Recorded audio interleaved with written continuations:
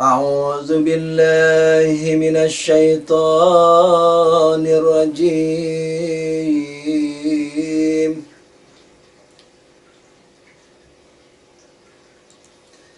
بسم الله الرحمن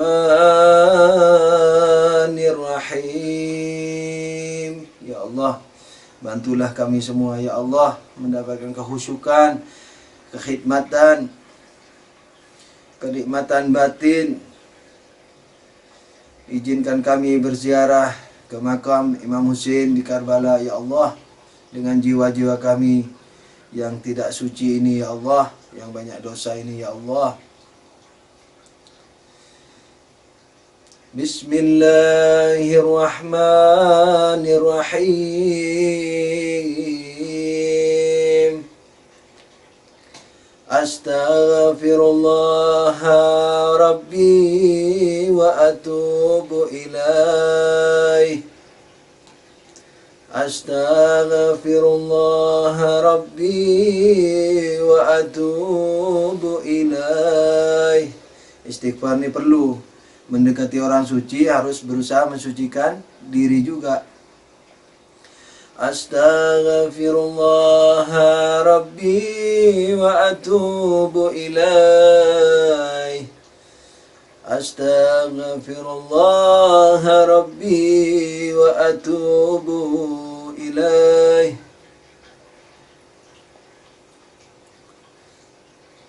Assalamu alayka ya sahibal amri waz zaman wa rahmatullahi wa barakatuh.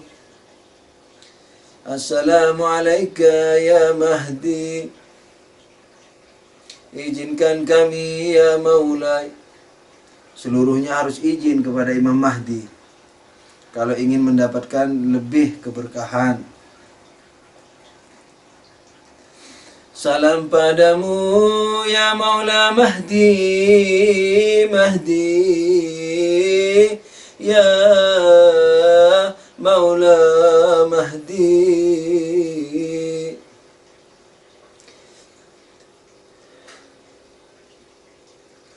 Inginnya menatap wajahmu wahai Maula.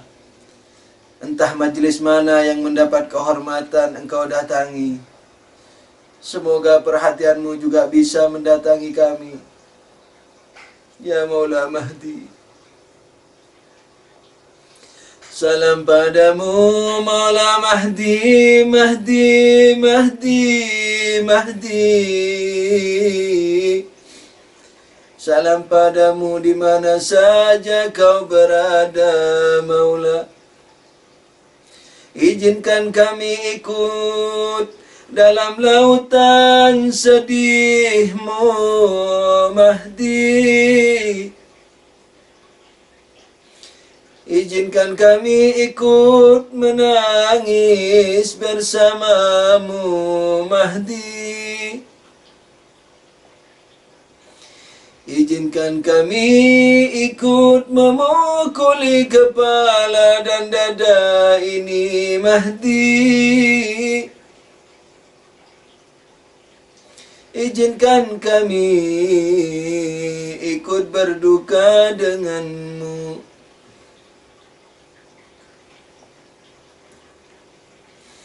Sallallahu alaika ya Aba Abdillah. Sekarang kita ke Karbala ya. Tadi sudah minta izin ke Imam Mahdi, mudah-mudahan diizinin. Ya Allah, ya Allah. Umur semakin berkurang secara pasti, mudah-mudahan ada amal baik yang diterima oleh Allah. Mudah-mudahan Imam Mahdi sudi merestui dan mensyafaati kita semua. Jangan lupa doakan saya juga dalam keretek-keretek doa antum ya. Sekarang mari kita ke Karbala. Sallallahu alaika ya Aba Abdillah.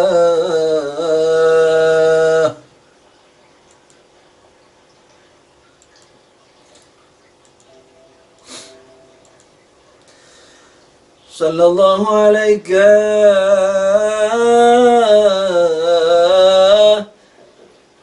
ya Aba Abdillah, ya Husain.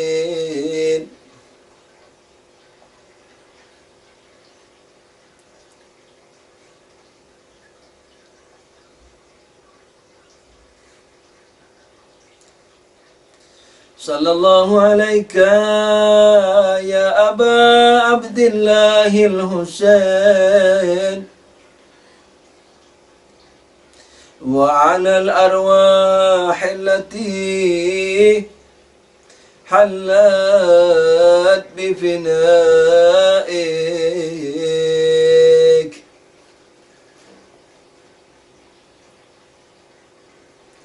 Sallallahu alaika ya Maula Husain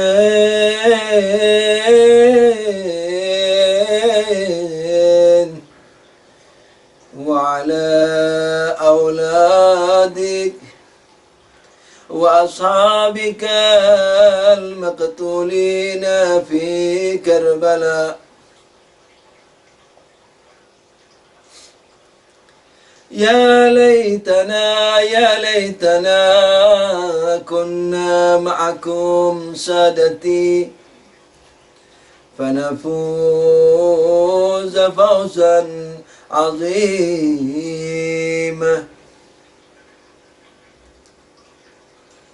Salam padamu duhai Maula Husain, salam padamu duhai Maula Husain. Lupakan semua urusan dunia, fokuskan kepada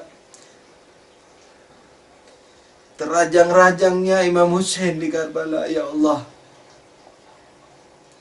salam padamu duhai Maula Husain, Husain, Husain, Husain. Salam padamu duhai Husain, Husain, Husain, Husain.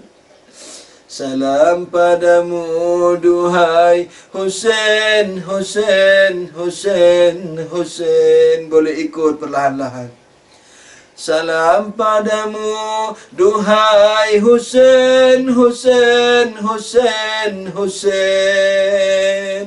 Ya Allah, salam padamu duhai Husain, Husain, Husain, Husain. Salam padamu duhai Husain, Husain, Husain, Husain. Salam padamu duhai Husain, Husain, Husain, Husain.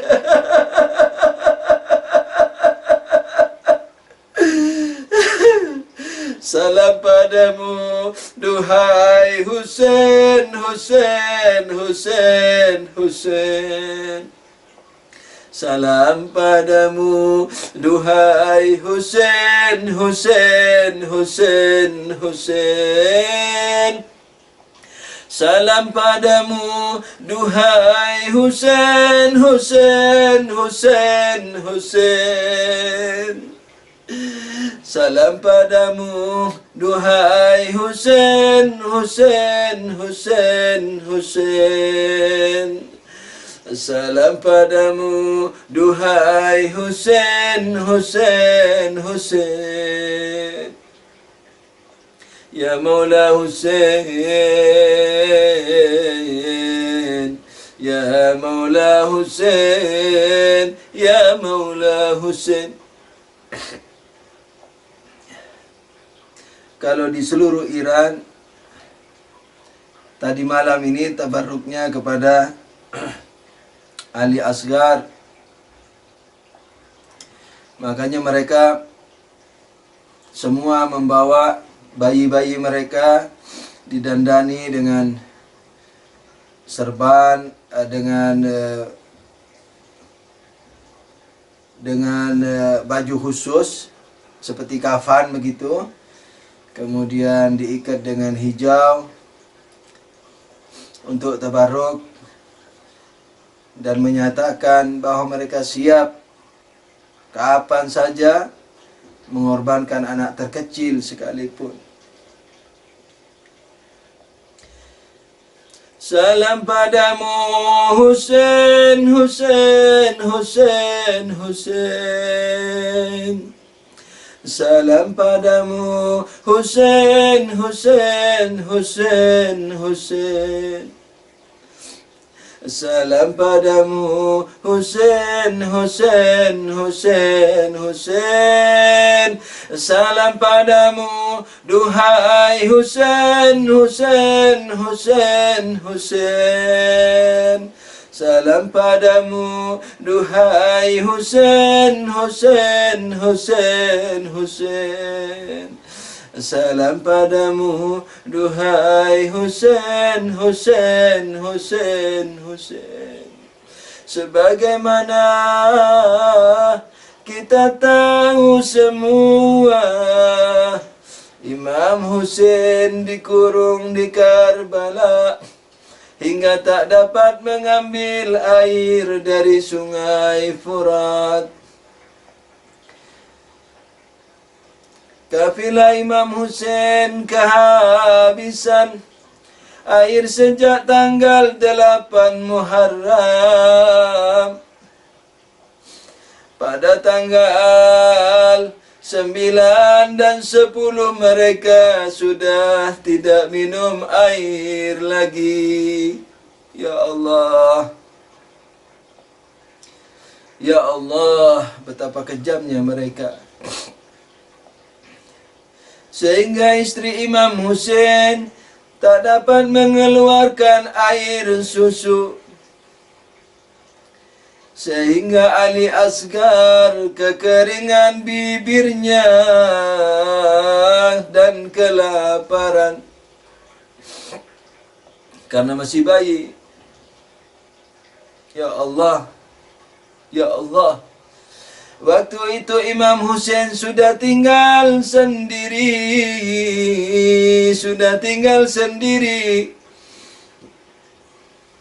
Semua para sahabat yang mengiringi Imam Husain sudah terbantai di Karbala. Begitu juga putra-putra Imam Husain. Begitu juga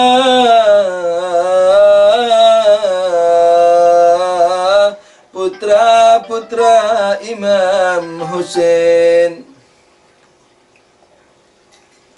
Begitu pula putra-putra Imam Husain sudah terkapar di Karbala. Imam Husain datang masuk ke kemah. Lalu keluarga Imam Husain berkata, "Wahai Husain, lihatlah anakmu yang sudah kering bibirnya ini.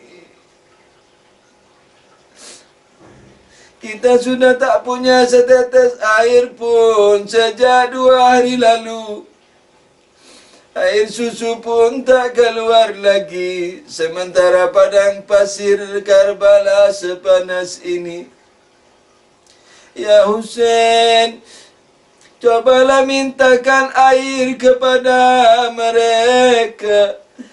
Barangkali kalau melihat bayi mereka bisa tersentuh hatinya.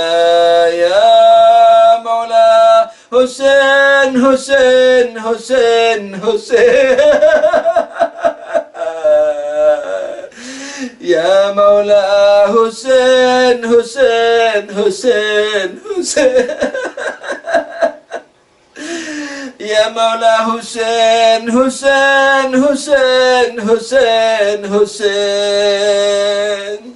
Ya Maula Husain, Husain, Husain, Husain, Husain. Ya Maula Husain, Husain, Husain, Husain, Husain. Ya Maula Husain, Husain, Husain, Husain, Husain. Ya Maula Husain, Husain, Husain, Husain, Husain. Ya Maula Husain, Husain, Husain, Husain, Husain. Imam Husain pun mengambil bayinya, dibawa naik kuda, diangkat tinggi-tinggi di hadapan musuh-musuhnya. Ali Asgar pun menangis dan kakinya pun bergerak-gerak, kehausan dan lapar. Imam Husain berkata, wahai musuh-musuhku, kalian sudah bertekad untuk membunuhku. Tapi apa salahnya bayiku ini? Tidakkah kalian terharu melihat dahaganya dia yang sudah tidak mendapatkan air dan susu? Imam Husain mencoba menyadarkan musuh-musuhnya. Barangkali ada yang terketuk hatinya memberikan setetes air untuk anak bayinya. Tapi apa daya, berkelebatlah anak panah dari mereka. Tak tanggung-tanggung, ujung panahnya berujung 3. Terkenal sekali pemanah itu. Akhirnya panah itu ada yang mengatakan mengenai telinga kirinya tembus ke telinga kanan. Ada yang meriwayatkan menembusi lehernya alias ya Allah, ya Allah. Ya Maula Husain, Husain, Husain, Husain, Husain. Ya Maula Husain, Husain, Husain, Husain, Husain. Ya Maula Husain, Husain, Husain, Husain, Husain. Ya Maula Husain, Husain, Husain, Husain, Husain. Ya Maula Husain, Husain, Husain, Husain, Husain. Ya Maula Husain, Husain, Husain, Husain, Husain. Ali Asgar bergelepar-gelepar di pangkuan ayahandanya Husain dengan menyemburatkan darah segar. Imam Husain dalam riwayat dikatakan mengambil darah Ali Asgar. Ya Allah, dilemparkan ke langit seraya berkata, ya Allah, saksikanlah pengorbanan ini. Dalam riwayat dikatakan tak ada setetes darah pun yang jatuh lagi ke bumi. Ya Husain. Dalam riwayat Syiah dan Sunni setelah itu pun diriwayatkan hujan darah kapan saja. Dalam 40 hari setelah itu ada hujan. Dikatakan hujannya hujan merah. Ya Maula Husain, Husain, Husain, Husain, Husain. Ya Maula Husain, Husain, Husain, Husain, Husain. Ya Maula Husain, Husain, Husain, Husain, Husain. Ya Maula Husain, Husain, Husain, Husain, Husain. Ya Maula Husain, Husain, Husain, Husain, Husain. Ya Maula Husain, Husain, Husain, Husain, Husain. Salawat. Allahumma salli ala Muhammad wa ali Muhammad. Allahumma salli ala Muhammad wa ali Muhammad. Allahumma salli ala Muhammad wa ali Muhammad wa ajil farajahum. Alhamdulillah, kita panjatkan kehadirat Allah Subhanahu wa taala yang telah memberikan kita kesempatan untuk berduka bersama para mukminin dan mukminat di seluruh dunia, baik di tanah air kita atau di seantero alam.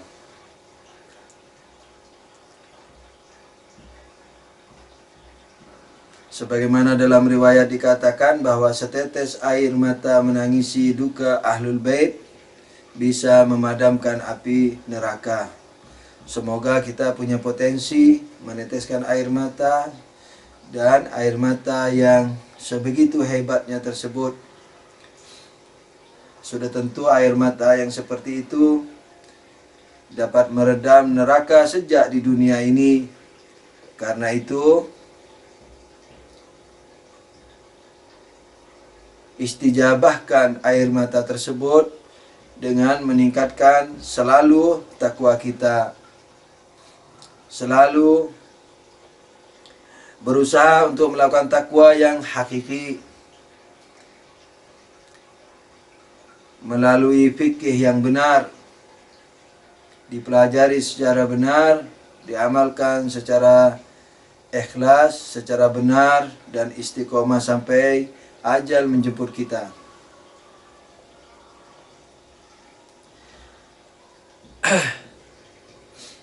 Syukur kepada Allah yang telah memberikan kita taufik tersebut, taufik mendekati Ahlul Bait, mengenang duka Karbala. Semoga semuanya diterima oleh Allah Subhanahu wa taala. Amin ya rabbal alamin. Saya juga ucapkan terima kasih kepada antum semua yang menyediakan waktunya untuk Ahlul Bait. Jadi saya bukan mengatasnamakan Ahlul Bait, akan tapi sebagai pelajar pesantren yang sangat kecil, yakni pelajar kecil, ingin menyampaikan terima kasih kepada antum semua atas perhatiannya terhadap syiar-syiar Ahlul Bait ini. Mudah-mudahan membuat pahala antum semua berlimpah insyaallah taala. Untuk pembahasan ilmiahnya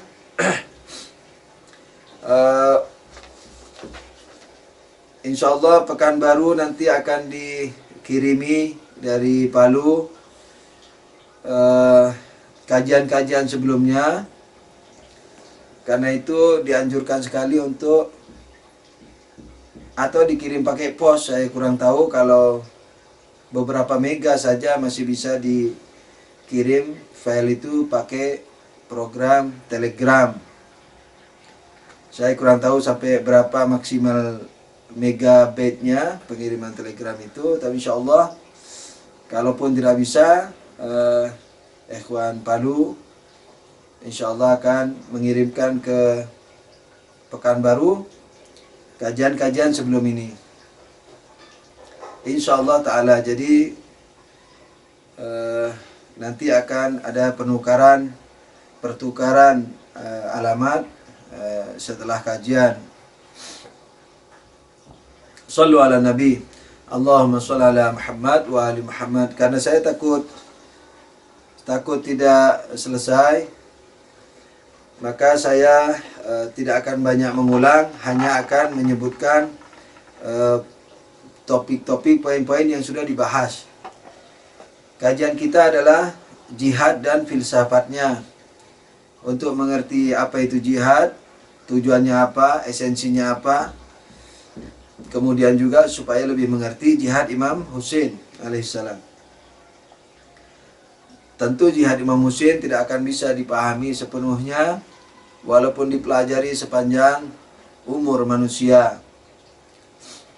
Akan tapi kewajiban kita harus menggali dan menggali, mencoba menggali dan menggali tanpa henti. Sebagai tabarruk, ayat yang kita jelasin ini beberapa hari ini dengan berbagai mukaddimah filsafat adalah ayat surat Ghafir ayat 67. A'udzubillahi minasyaitonirrajim.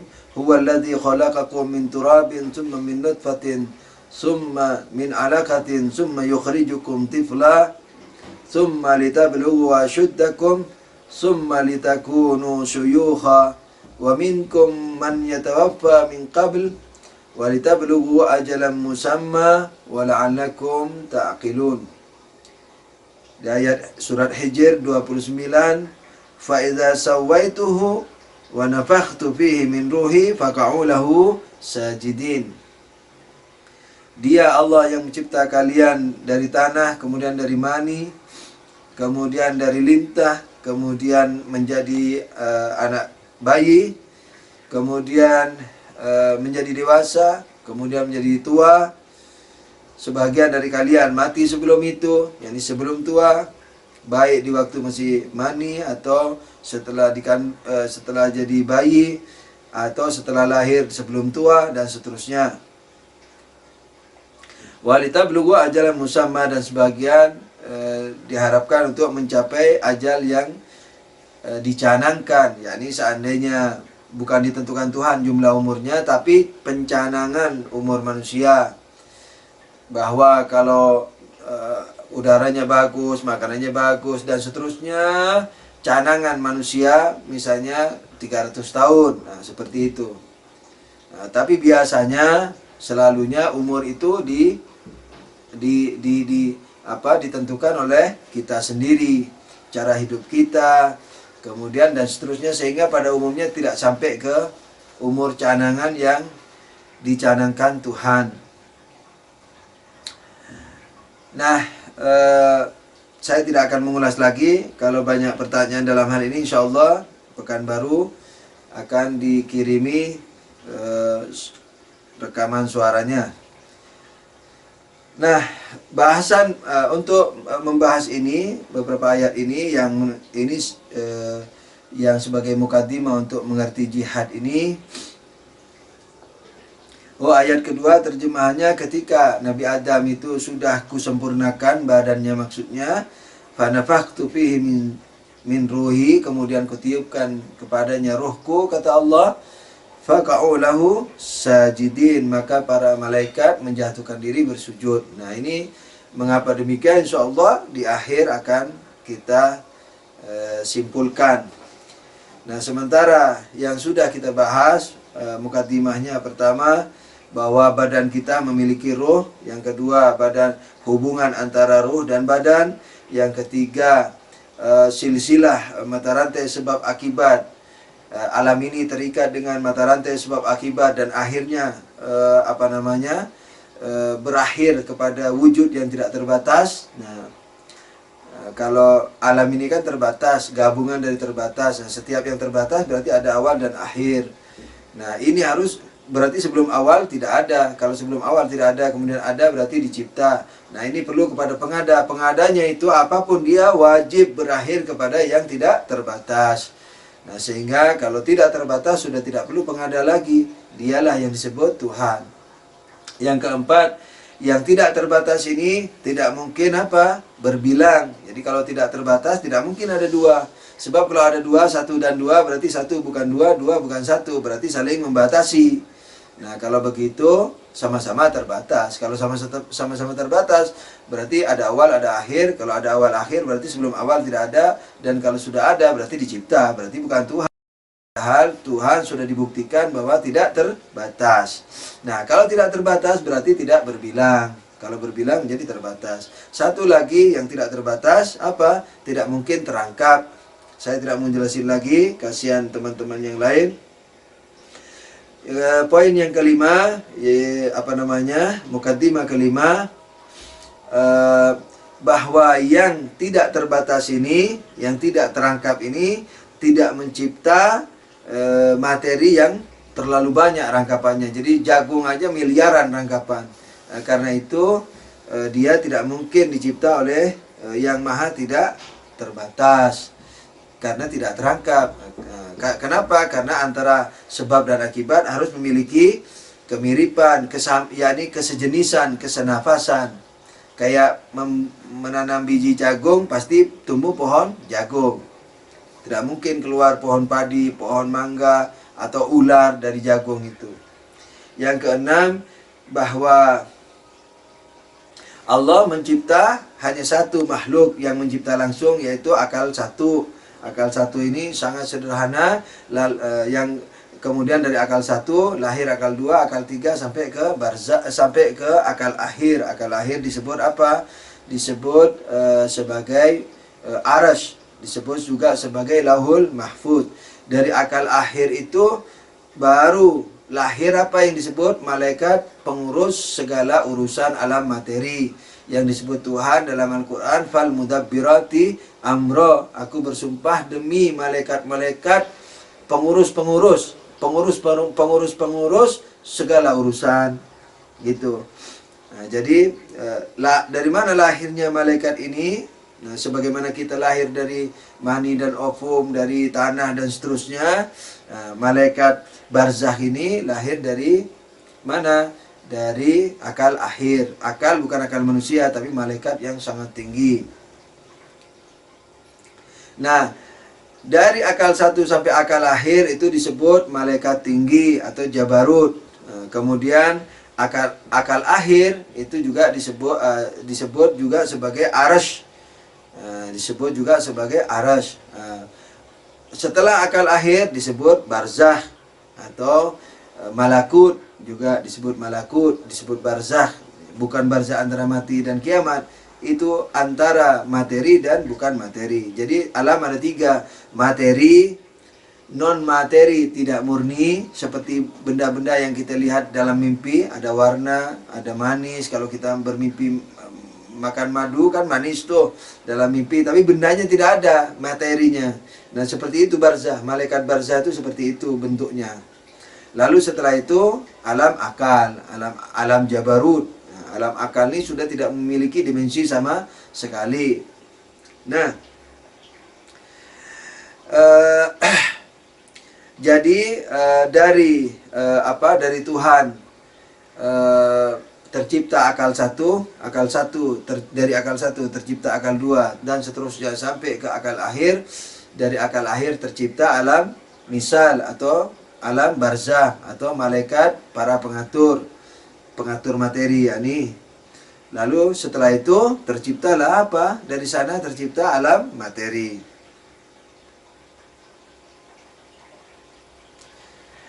Karena itu, maka yang mengatur materi adalah malaikat barzakh. Yang mengatur barzakh adalah akal akhir, seperti itu. Nah, sekarang kita masuk ke materi yang mukaddimah yang lain. Nah, kemarin sudah dikatakan bahwa, ini perhatikan baik-baik teman-teman, ini mulai agak halus sedikit. Sebelumnya juga halus, tapi ini mungkin lebih halus, perlu fokus. Kan saya sudah mengatakan dengan konsep filsafat ini, filsafat ini ilmu akal, jangan takut. Karena dinamai filsafat dikira dari barat. Tidak, ilmu akal. Memang penemunya orang barat. Orang barat di zaman para nabi-nabi, seperti Hakim Luqman, seperti itu. Makanya guru-guru filsafat mengatakan para filosof di barat itu, yakni sebelum Nabi Isa alaihissalam, itu kalau bukan nabi berarti murid nabi. Begitu. Jadi tidak, kaidahnya itu kaidah akal, kayak 1 tambah 1 2, jadi tidak bisa dirubah. Artinya kepastian benarnya itu tidak goyang, dan Islam mendukung akal ini, argumentasi akal, dan banyak ayat yang menyuruh kita memakai akal. Jadi jangan takut dengan istilah filsafat. Sementara filsafat yang dipelajari di barat sekarang sudah tidak seperti filsafat yang sesungguhnya. Nah, filsafat yang ada di Eropa dulu di zaman para nabi sebelum Nabi Isa alaihissalam, kemudian disempurnakan oleh filosof-filosof muslim setelah Islam. Nah, ini terus berkembang di pesantren Ahlul Bait gitu. Tapi di kampus-kampus di barat di mana-mana sudah tidak berkembang lagi. Jadi mereka sudah membahas lebih cenderung ke filsafat materialis. Nah itu jadi yang saya katakan filsafat ini filsafat yang sungguhan, bukan yang filsafat ada di kampus-kampus itu yang umumnya hanya mempelajari sejarah pemikiran filsafat, atau banyak juga yang sudah mempelajari filsafat materialis, filsafat material. Jadi sudah tidak sesuai dengan hakikatnya. Makanya filsafat dibilang metafisik, yakni metafisik di luar fisik. Padahal filsafat itu tidak metafisik, yakni filsafat bukan metafisik. Nah, dulu penerjemahnya, jadi dari Plato, Aristo, diterjemah oleh Muslimin, ada pembahasan fisika. Setelah itu ada pembahasan filsafat, yakni yang melihat wujud dari sisi wujud. Nah ini tidak dikasih judul, akhirnya dikasih judul ma ba'dat tabi'ah, jadi bahasan setelah bahasan fisik.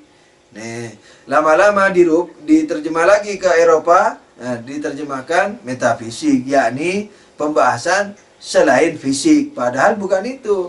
Jadi pembahasan setelah pembahasan fisik maksudnya, yakni melihat semua keberadaan termasuk fisik, tapi dilihat dari sisi wujudnya, bukan dilihat dari sisi fisikanya, bukan dilihat dari sisi ukurannya sehingga menjadi matematik, tidak dilihat dari sisi kesehatannya sehingga jadi ilmu kedokteran dan seterusnya. Tidak dilihat dari pertaniannya sehingga menjadi ilmu pertanian, perikanan dan seterusnya, tapi dilihat dari sisi wujud. Shallu ala Nabi. Allahumma shalli ala Muhammad wa ali Muhammad. Nah, perhatikan baik-baik ini. Saya terpaksa kadang-kadang harus memberikan teman-teman yang di Palu sabar-sabar sedikit, karena ketika ada teman dari tempat-tempat lain, saya kadang-kadang tidak mencukupkan hanya materi, tapi biasanya saya berusaha untuk menyentuh psikologinya masing-masing daerah. Jadi mohon dimaafkan, dan kesabaran antum semuanya adalah merupakan pahala itu sudah tidak meragukan lagi, insyaallah ta'ala. Jadi psikologi ini yang sebenarnya, kalau kita sebenarnya tahu misalnya babi haram, tapi disampaikan tanpa menyertakan psikologinya dulu, kadang-kadang tidak sesuai dengan yang diharapkan. Sallu ala Nabi. Allahumma salli ala Muhammad wa ali Muhammad. Kembali kepada masalah kita ini yang mulai lebih halus lagi. Nah, kan dikatakan bahwa makhluk barzah ini, yakni malaikat mudabbir, dikatakan di Quran mudabbirati amra ini. Nah, malaikat-malaikat ini yang melahirkan alam materi, kan begitu. Kenapa? Karena dimensinya lebih dekat, kan? Nah, lebih dekat begitu. Karena seperti kita melihat orang dalam mimpi, teman dalam mimpi, itu kan ada rambutnya jutaan juga jumlahnya, kan gitu. Ada hidungnya, ada matanya, ada kepalanya. Yang kita lihat itu sempurna sudah di dalam mimpi. Bedanya cuma tidak ada bebannya. Materialnya itu nggak ada, kan gitu. Nah, berarti saya katakan kemarin kan, berarti kan sudah layak itu keluar atau terlahir dari barzah. Ya berarti materi ini berarti dimensi yang di barzah itu dekat dengan materi, maka itu materi layak lahir dari dia.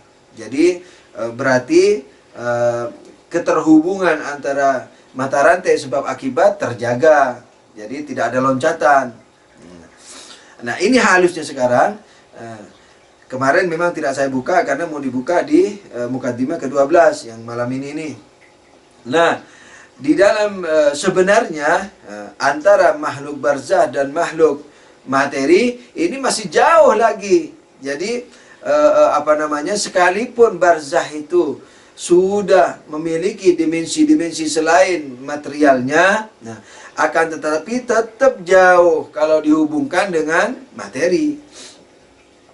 Karena materinya materi seperti jagung, ya kan? Nah, oke, bentuknya jagung, warnanya jagung, rasanya jagung, kemudian halus tidaknya, modelnya, dan seterusnya semua ada di barzah, ya kan? Tapi tetap dia materinya kan tidak ada metanya ini, metanya kan tidak ada materialnya. Nah, karena materialnya tidak ada, sementara material daripada jagung itu jutaan jumlahnya jagung, apalagi alam semesta, berarti dia masih tidak senafas banget. Jadi tidak mirip, masih bisa dikatakan asing, walaupun ada mirip-miripnya tapi masih asing. Nah, akhirnya dia tidak bisa keluar langsung dari apa? Dari alam barzakh. Tidak bisa diatur secara langsung oleh alam barzakh. Jadi misalnya malaikat peniup ruh yang meniupkan ruh kepada manusia, dia tidak bisa langsung mengurus kita. Badan kita nggak bisa, kan badan kita dari dia nih, dia sebagai pengurus manusia, pelahir manusia. Nah, tapi dia tidak bisa mengurusi langsung kita karena masih jauh jarak dimensi yang dimiliki oleh malaikat barzakh dengan dengan alam materi. Akhirnya dihembuskanlah yang namanya apa? Ruh juz'i atau ruh individu. Ruh individu dihembuskan. Nah, penghembusan ruh individu kepada badan Nabi Adam yang dibuat dari tanah, kepada badan kita yang terbuat dari mani dan seterusnya, itu sebenarnya adalah untuk mengurusi cikal bakal daripada materi yang terlahir dari alam barzakh itu. Yakni sebenarnya pelahiran itu bersamaan dengan peniupan itu. Jadi dan ini untuk orang, tanah juga begitu. Tanah waktu awal mau dijadikan itu juga disertakan dengan ruhnya.